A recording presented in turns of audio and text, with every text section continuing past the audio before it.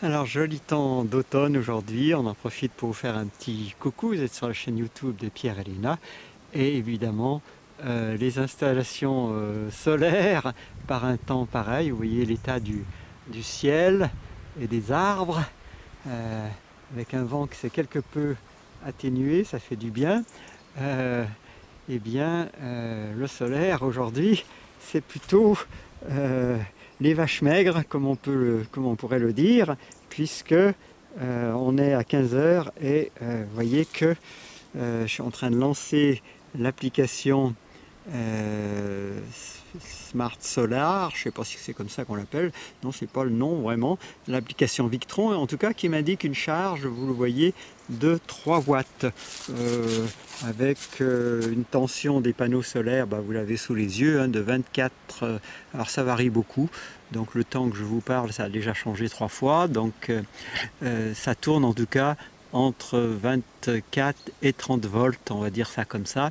Et la batterie, on en est à 12,61. Ce sont des deux batteries en parallèle de 110 ampères-heure, ce qui vous fait un total de 220 ampères-heure. Notre petit système de monitoring ici indique des choses assez similaires, même si sur des petites valeurs comme ça, on n'a pas forcément les mêmes chiffres. Mais enfin, quand il n'y a rien,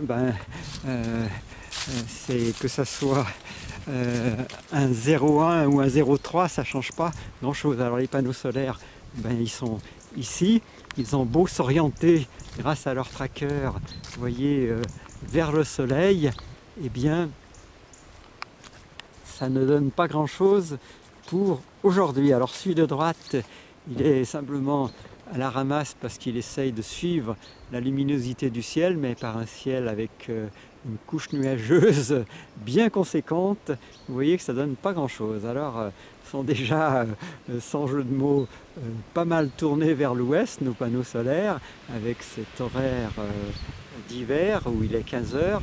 Et puis la deuxième installation, il en est de même, le panneau est tourné à l'ouest et on va voir que le comparatif n'est ni en faveur de l'un ni en faveur de l'autre, puisque celui-ci c'est une installation indépendante du premier et on va voir que la charge, elle se fait attendre. Alors il faut que je pose mon smartphone pour pouvoir le relancer, et donc là on va avoir l'application qui s'appelle, est-ce que je peux trouver son nom, ça c'est une grande question, on va voir.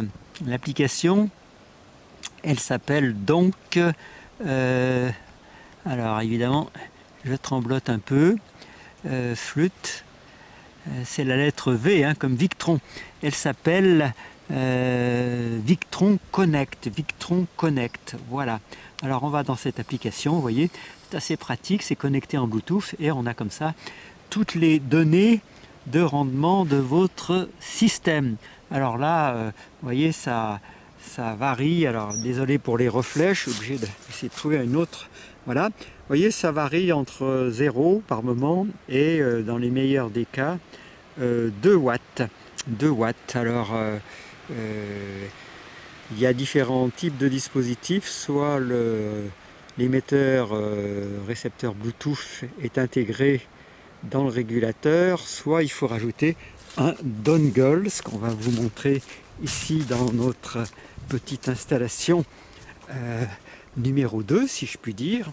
Et donc voici ce que ça donne. Donc vous avez ici le régulateur, un MPPT 7515, certains certainement le connaissent, Blue Solar Charge Controller, c'est chez Victron évidemment, et puis vous voyez qu'on a branché un dongle qui se présente comme ceci. Voilà, ça c'est le dongle, et c'est ce dongle qui transmet à votre smartphone l'état de la charge de la batterie. Alors avec des journées pareilles, autrement dit, il vaut mieux avoir de la réserve dans sa batterie, parce que c'est pas aujourd'hui que vous allez pouvoir la recharger. Voilà ce que je voulais vous partager aujourd'hui dans ce temps d'automne qui est à vivre, puisque c'est un temps plutôt qui nous emmène vers l'intériorisation. Bien qu'aujourd'hui la température elle s'est largement améliorée, on va aller voir ça dans notre petite serre, et vous allez voir qu'on atteint simplement sans chauffage, ça va sans dire, dans la serre, on atteint une température aujourd'hui de, si ça n'a pas varié depuis mon dernier passage, de 17 degrés. Puis vous aurez l'occasion de voir ce que deviennent les lampes solaires par un temps pareil. Ces lampes solaires qui peuvent baliser, vous voyez, nos trajets de nuit sur un terrain assez vaste. Eh bien, évidemment, elles ne peuvent plus se recharger par un temps gris comme celui-là. Donc on est conduit à sortir ces lampes solaires de leur place et à extirper la batterie pour la placer dans un chargeur. Et vous voyez que là, on est en train de la recharger, c'est à 3 volts 9. Quant à la température, vous voyez, dans la serre, il fait 17 degrés. Et notre batterie, qu'on vous montrait la première des deux, là, eh bien, elle, vue de la serre, elle est à 12,5. Il y a toujours un peu de perte vu la longueur des fils, une grosse section, mais une grande longueur. Et il est 15h11 ce dimanche. Les amis, passez une excellente fin de journée.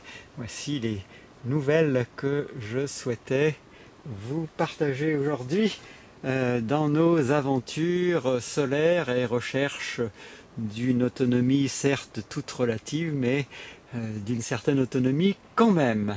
Passez une excellente journée les amis et merci de votre attention.